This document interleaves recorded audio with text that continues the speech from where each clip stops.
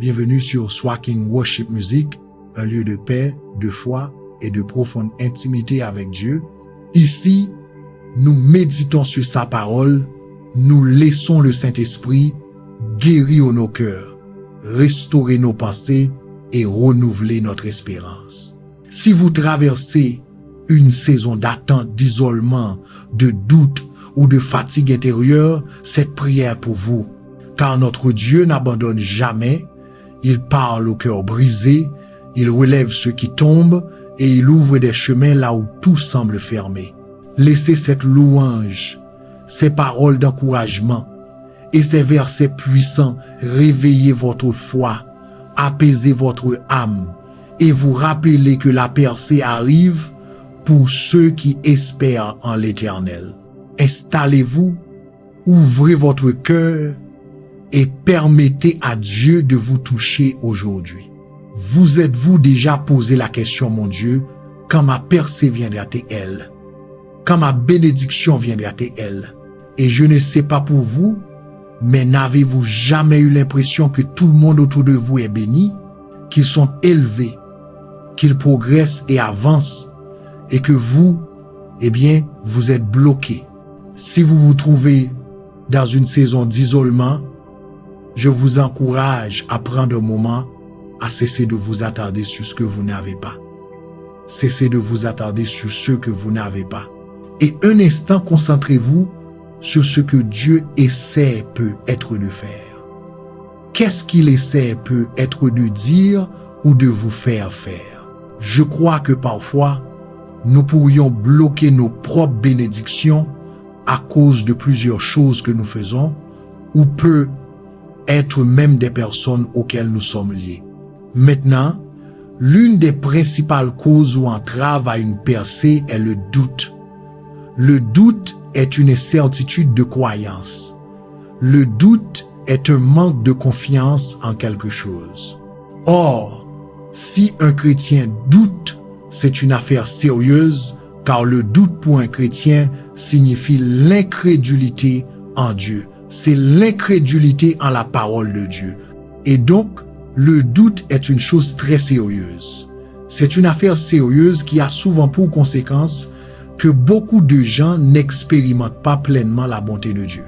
Ils n'expérimentent pas pleinement les bénédictions de Dieu, tout cela parce qu'ils veulent raisonner, ils veulent des réponses, ils veulent un plan détaillé de comment, quand, pourquoi et où. Mais Dieu ne fonctionne pas comme ça. Dieu travaille avec votre foi. Hébreux chapitre 11 verset 1 dit « Or, la foi est une ferme assurance des choses qu'on espère, une démonstration de celles qu'on ne voit point. La foi n'a pas besoin de voir pour croire, mais le doute veut voir avant de croire. La foi n'a pas besoin de détails sur comment, quand, où et qui. Elle a seulement besoin de savoir que c'est la volonté de Dieu et alors elle agit. Mais le doute, le doute veut une carte. Il veut le plan détaillé et les étapes avant toute action. Un chrétien qui doute pose des questions comme « Où était Dieu quand cela s'est produit ?» Mais la foi s'accrochera à Matthieu chapitre 28 verset 20 qui dit « Et enseignez-leur à observer tout ce que je vous ai prescrit. Et voici, je suis avec vous tous les jours jusqu'à la fin du monde. » Maintenant, le diable est l'une des sources de doute les plus puissantes. Son objectif est de vous faire douter de la parole de Dieu, du plan de Dieu, des promesses de Dieu. Le doute entrave votre relation avec le Seigneur. Elle n'avait nulle part où aller. Mais alors, un jour, Jésus-Christ passe par là. Et Marc chapitre 5 verset 27 à 29 dit « Ayant entendu parler de Jésus, elle vint dans la foule par derrière et toucha son vêtement. Car elle disait « Si je touche seulement ses vêtements, je serai guéri. » Au même instant, la source de son sang s'arrêta et elle sentit dans son corps qu'elle était guérie de son mal. Se pourrait-il que Dieu ait permis à cette femme d'être isolée et coupée de la société afin qu'il puisse démontrer son pouvoir de guérison? Se pourrait-il que Dieu ait permis à cette femme d'être considéré comme une paria par toute la communauté uniquement pour pouvoir montrer qu'il peut restaurer n'importe qui, peu importe à quel point la situation semble mauvaise. Maintenant, considérez-vous et ce que vous traversez. Cela peut être douloureux, cela peut en effet être solitaire, mais si Dieu avait permis cette saison d'isolement dans votre vie, parce qu'il sait que les gens vous observent, et quand il changera votre situation, votre témoignage pourra être vu et pas seulement entendu. N'oubliez pas qu'il y a un but à tout. N'oubliez pas que l'isolement n'est pas seulement là pour vous apporter tant de douleur, mais il est là pour vous amener dans un lieu de préparation afin que Dieu puisse être glorifié dans votre vie. Cher Seigneur Jésus, nous croyons en toi, Seigneur. Nous croyons que tu es mort sur une croix et que tu es ressuscité d'entre les morts. Nous croyons que tu es assis à la droite de Dieu le Père et qu'entre tes mains se trouvent les clés de la vie et de la mort. Roi Jésus, nous croyons qu'au son de ton nom, tout genou fléchira et toute langue confessera que tu es Seigneur. La Bible dans Actes chapitre 16 verset 31 dit: Ils répondirent: Crois au Seigneur Jésus et tu seras sauvé, toi et ta famille. Nous croyons en toi, Seigneur Jésus. Tu es capable d'apporter l'unité dans nos foyers. Tu es capable d'apporter la paix dans nos foyers. Nous croyons, Seigneur, que tu peux apporter la guérison dans tout mariage brisé. Seigneur Jésus, nous croyons que tu peux agir dans le cœur de chaque membre de notre famille. Seigneur, rapproche-nous de toi. Donne-nous des cœurs aimants, des cœurs pardonnants. Cher Seigneur, notre prière aujourd'hui est que tu nous purges de toute incrédulité qui est dans nos cœurs. Purifie-nous de tout doute. Aide-nous à te faire confiance sans réserve. Libère notre foi des chaînes du doute et du scepticisme. Roi Jésus, que ton Saint-Esprit coule sur nos vies, que le Saint-Esprit prenne le contrôle de nos vies et nous conduise à marcher selon ta voie et ta volonté. Père, nous désirons avoir une expérience avec le Saint-Esprit comme au jour de la Pentecôte. Dans Actes chapitre 2 versets 2 à 4, il est dit: Tout à coup il vint du ciel un bruit comme celui d'un vent impétueux qui souffle, et il remplit toute la maison où ils étaient assis. Des langues, semblables à des langues de feu, leur apparurent, séparées les unes des autres, et se posèrent sur chacun d'eux. Et ils furent tous remplis du Saint-Esprit et se mirent à parler en d'autres langues selon que l'Esprit leur donnait de s'exprimer. Seigneur, que le Saint-Esprit agisse dans nos vies comme un vent puissant et impétueux. Elle n'avait nulle part où aller. Mais alors un jour, Jésus-Christ passe par là. Et Marc chapitre 5, versets 27 à 29 dit: Ayant entendu parler de Jésus, elle vint dans la foule par derrière et toucha son vêtement, car elle disait: Si je touche seulement ses vêtements, je serai guéri. Au même instant, la source de son sang s'arrêta, et elle sentit dans son corps qu'elle était guérie de son mal. Se pourrait-il que Dieu ait permis à cette femme d'être isolée et coupée de la société afin qu'il puisse démontrer son pouvoir de guérison? Se pourrait-il que Dieu ait permis à cette femme d'être considérée comme une paria par toute la communauté uniquement pour pouvoir montrer qu'il peut restaurer n'importe qui, peu importe à quel point la situation semble mauvaise? Maintenant, considérez-vous et ce que vous traversez. Cela peut être douloureux. Cela peut en effet être solitaire. Mais si Dieu avait permis cette saison d'isolement dans votre vie, parce qu'il sait que les gens vous observent, et quand il changera votre situation, votre témoignage pourra être vu et pas seulement entendu. N'oubliez pas qu'il y a un but à tout. N'oubliez pas que l'isolement n'est pas seulement là pour vous apporter tant de douleur, mais il est là pour vous amener dans un lieu de préparation afin que Dieu puisse être glorifié dans votre vie. Cher Seigneur Jésus, nous croyons. Nous croyons en toi, Seigneur. Nous croyons que tu es mort sur une croix et que tu es ressuscité d'entre les morts. Nous croyons que tu es assis à la droite de Dieu le Père et qu'entre tes mains se trouvent les clés de la vie et de la mort. Roi Jésus, nous croyons qu'au son de ton nom, tout genou fléchira et toute langue confessera que tu es Seigneur. La Bible dans Actes chapitre 6 verset 31 dit, « Ils répondirent, « Crois au Seigneur Jésus et tu seras sauvé, toi et ta famille.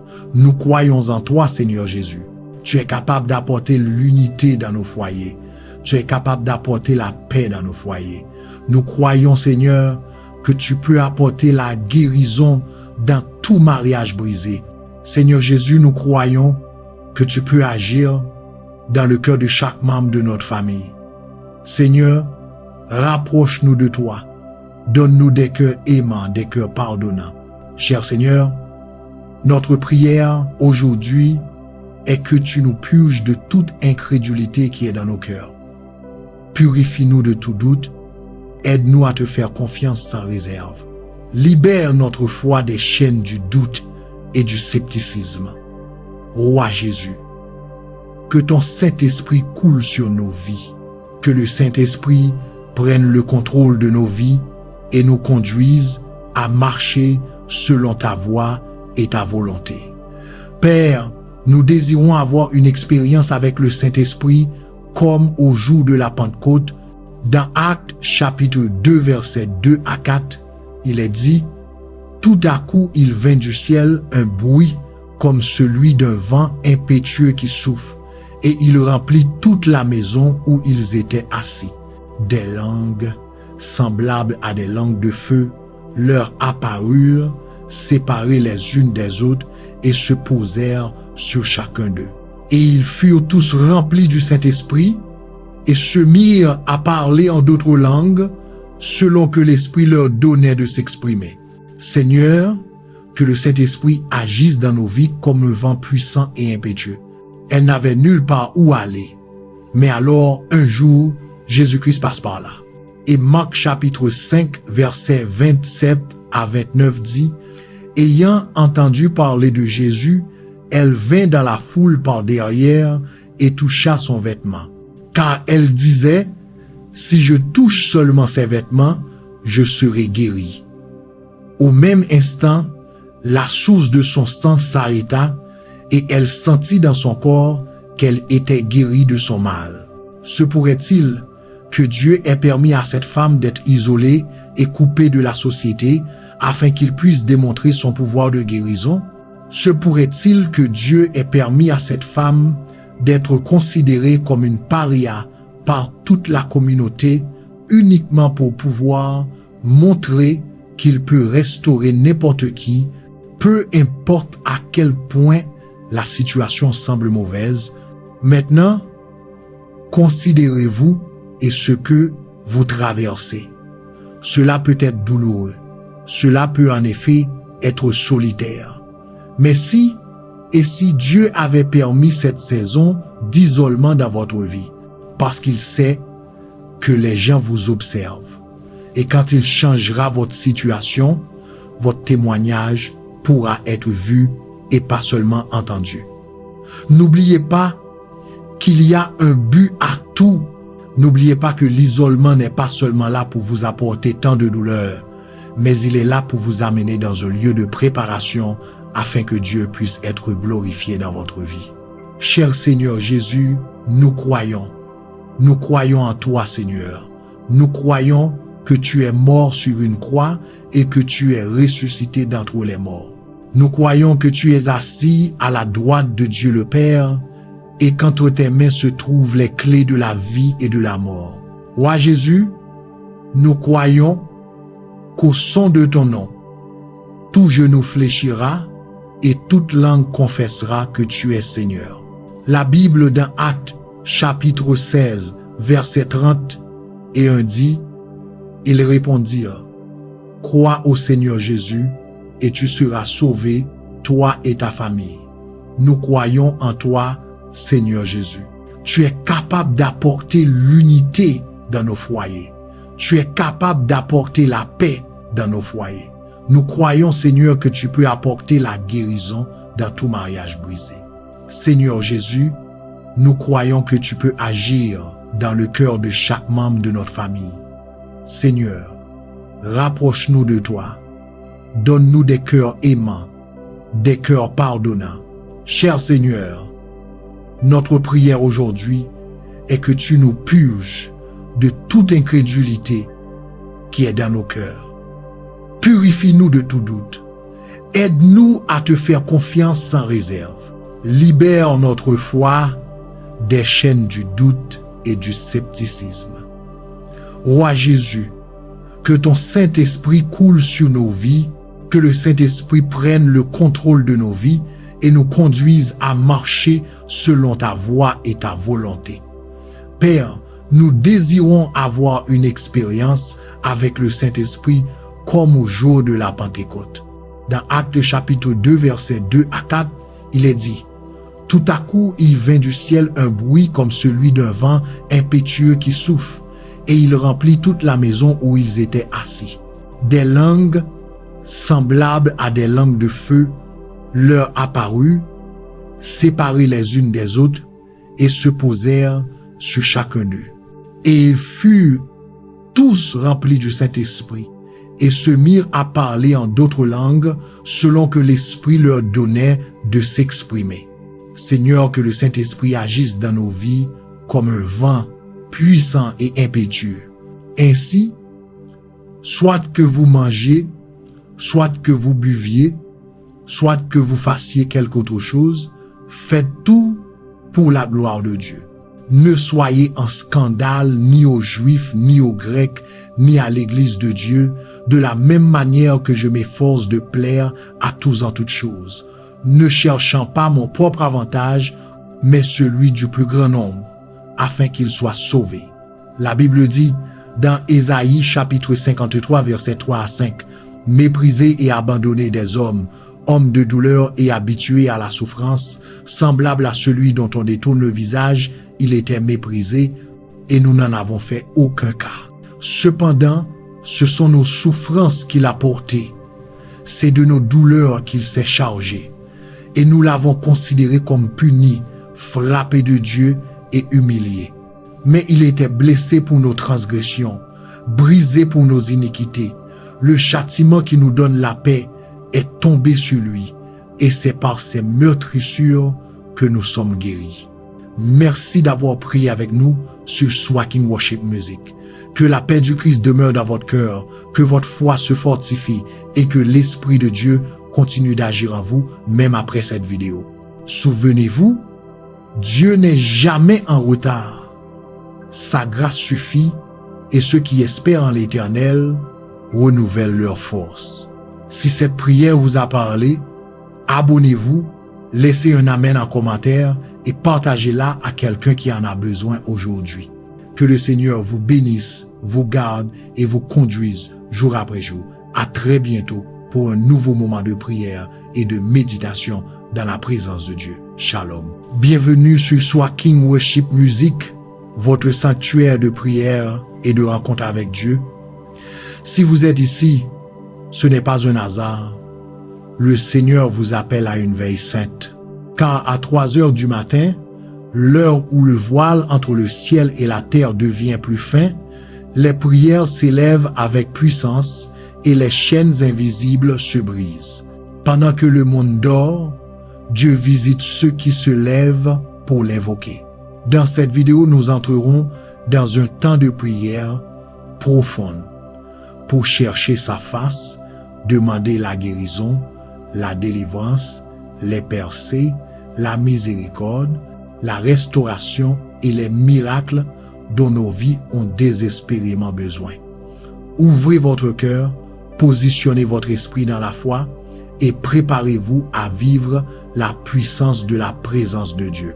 Que cette prière marque le début d'une transformation réelle dans votre vie au nom puissant de Jésus. Lamentation chapitre 2, verset 19 déclare: « Lève-toi, crie la nuit au commencement des veilles. Répands ton cœur comme de l'eau devant la face du Seigneur. Levez-vous, fidèles veilleurs de la nuit. Pendant que le monde dort, vous vous levez à 3 heures du matin, l'heure où le voile entre le ciel et la terre est le plus fin. On croit que ce temps sacré amplifie vos prières, les propulsant directement vers le trône de la grâce. Pendant 7 jours, immergez-vous dans ce voyage de grâce et de miracles qui changera votre vie. Je vais prier une puissante prière de 3 heures du matin avec vous au nom puissant de Jésus. Alors, regardez jusqu'à la fin et ouvrez vos cœurs pour recevoir les bénédictions de cette prière. Tenez-vous dans la foi avec nous et participez à ce temps sacré de prière en faisant confiance que Dieu agira puissamment et apportera les miracles et les percées dont vous avez besoin. Comprenez qu'à 3 heures du matin, les forces spirituelles s'alignent, accordant un accès inégalé à l'intervention divine. Votre engagement inébranlable à cette veille de 3 heures renforcera votre foi et élèvera vos attentes. Il déclenchera une vague de bénédictions, brisant les chaînes, ouvrant les vannes de la faveur et inaugurant les grâces et les miracles de Dieu. Préparez-vous à des percées surnaturelles. Votre vie est sur le point de changer radicalement alors que votre foi se connecte à la puissance de Dieu, transformant chaque situation et apportant la victoire que vous cherchez. Maintenant, à tous ceux qui m'entendent, allons au Seigneur en prière. Je veux que vous priez cette prière avec moi, soit en la disant, soit en l'écoutant, avec foi chaque matin, afin que vous puissiez recevoir toutes les bénédictions de cette prière. Prions notre Dieu bienveillant et aimant. Dieu Tout-Puissant, Roi des rois et Seigneur des seigneurs, j'exalte votre saint nom. Vous êtes l'alpha et l'oméga, le commencement et la fin. Votre majesté remplit les cieux et la terre. Je me tiens en admiration devant votre puissance, votre sagesse et votre amour infaillible. Vous êtes le créateur de toutes choses, le soutien de la vie et l'espoir des nations. Je vous loue pour votre justice, votre fidélité et votre miséricorde infinie. Seigneur, dans le silence de cette heure matinale, mon âme vous magnifie. Votre nom est une tour forte et les justes y courent et sont en sécurité. Saint, Saint, Saint est le Seigneur Dieu Tout-Puissant, qui était, qui est et qui vient. Du lever du soleil à son couchant, votre nom doit être loué. Grandes et merveilleuses sont vos œuvres, Seigneur Dieu Tout-Puissant. Vous seul êtes digne de tout honneur, de toute gloire et de toute louange. Merci Père Céleste pour votre grâce illimitée et votre faveur imméritée. Je suis reconnaissant pour le don de la vie, pour le souffle dans mes poumons et la force dans mon corps. Merci pour votre protection, votre provision et votre présence dans ma vie. J'apprécie les bénédictions que vous m'avez accordées, visibles et invisibles. Pour chaque victoire, chaque leçon, chaque épreuve qui m'a façonné, je vous rends grâce.